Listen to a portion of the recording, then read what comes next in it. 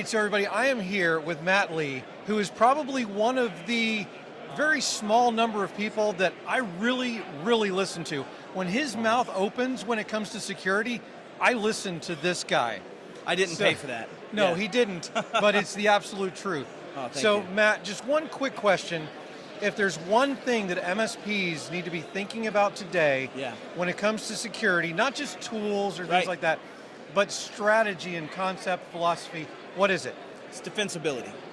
What I mean by that, and I feel like Bob Barker holding this thing, it's amazing. Right. Yeah, it's like, what did you win today? They're fun, but they make the audio great. Yeah. No, the defensibility, by that concept I mean, it's not your job as an MSP to protect your client's network. It's your job to be defensible in how you chose to protect your client's network. The days of being the smartest guy or gal in the room that says, I need malware protection because it does this, are gone. Yep. You have to have a reason, a framework, something that you're tying to that you can reference saying, this is good standards and this is why I do it and it's not me. But more importantly, you have to actually be able to prove you're doing it. You have to actually prove you're actually doing the actions. And by defensibility, I'm thinking in the sense of, basically the DOJ just came out on Tuesday and said, listen, we're going to start suing for fair trade application because you guys are saying you're monitoring logs, but no one's actually monitoring logs, or false advertisement. And so you start seeing this world where if you can't defend your actions, if you can't prove what you did, you can't prove what you said you were going to do and that you accomplished that, you're going to find yourself in a larger and larger regulatory and a larger and larger lawsuit and litigious aspect of loss as an MSP. And it won't just be about whether you lost, because you're going to lose. You're going to have a virus happen. You're going to have malops. You're going to have business compromises.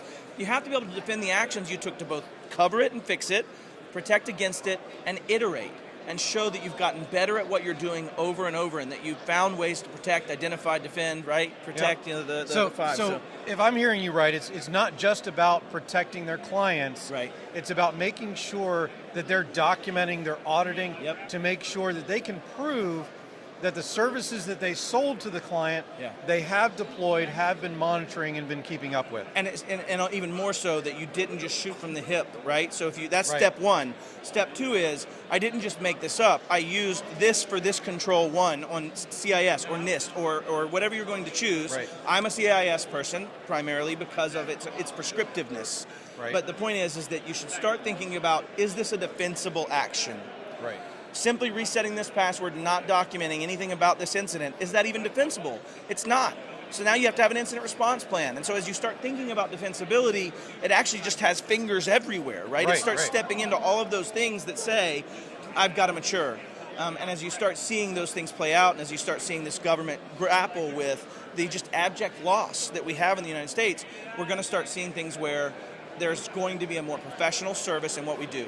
My doctor, when I go in and get my checkup and says, Matt, you need to take blood pressure medicine, not only does he say it to me and prescribe it, he writes it down and he can prove it. So that when I die of a heart attack and I wasn't taking my blood pressure medicine, that doctor has defensibility in their choice and actions.